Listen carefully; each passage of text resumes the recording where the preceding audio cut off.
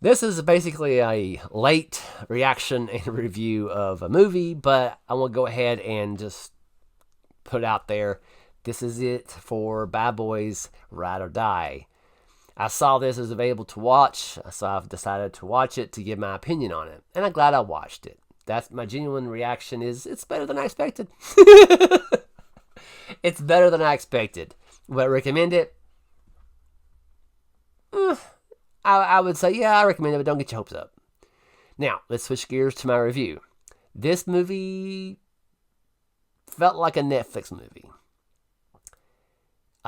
It definitely had, it had more soul. It had more going for it than the third one did. Bad Boys for Life, I think it was called. It's a horrible name for a third one.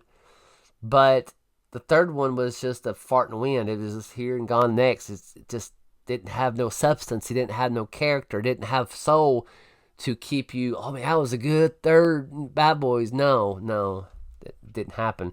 But also, in all fairness, it was released in 2020, and we all know what happened in 2020. A lot of things really didn't care about movies and whatnot.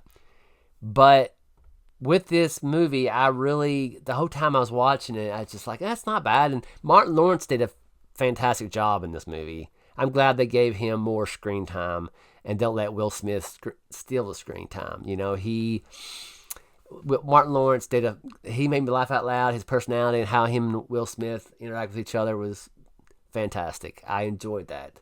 It brought me back to the original one and the sequel to that. How they interact with each other. It was very very nice to see that once again, and that made me like it a little bit better. The plot is just like a general plot of bad boys, some bad guys trying to do something, they're trying to stop them, and it was, it wasn't too bad, it wasn't horrible. I wish they kind of fine tuned it a little bit, polished a little bit here and there.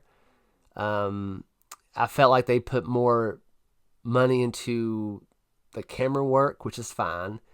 That's another thing too. They did things that was very,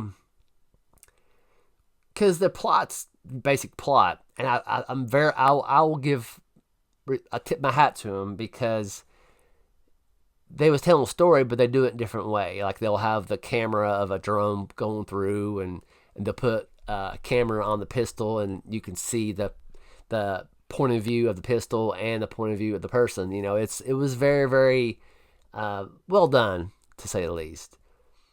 But at the end of it, I was just like, I wish they spent a little bit more time on the plot and the story, more so than the special effects and the camera angles. That's just me being who I am. I am a person who loves stories. It might not be the best story for some people opinion, but for myself, I like stories. That stories is what sticks with you longer. And I just recently, it's my third take of making this video. The last video, I went on a rant about stories, and it got me an idea. Like, I'm gonna make a video about stories and how important they are. But I'm not gonna do it here to waste your time. But this movie's not bad. It's not bad at all. I walked away feeling like it was just a general Netflix movie. Didn't have. I would, looking back on this one, honestly, what I'm taking away from this movie is Martin Lawrence. It made me smile to see him back in the driver's seat of doing this kind of stuff. I miss Martin Lawrence. I hope he comes back in more roles down in the future. But anywho, that's a short and sweet reaction review of Bad Boys for Life. Have you watched it? Do you agree, disagree? I'm genuinely curious your opinion on this movie. But just like always, try your best to stay out of trouble. I know how y'all are. See you later.